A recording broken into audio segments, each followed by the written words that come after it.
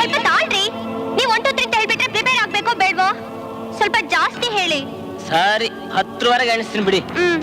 1 2 3 4 5 6 7.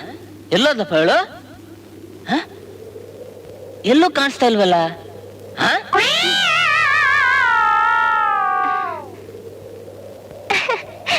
ರೀ ಬನ್ರಿ ಇಲ್ಲಿ.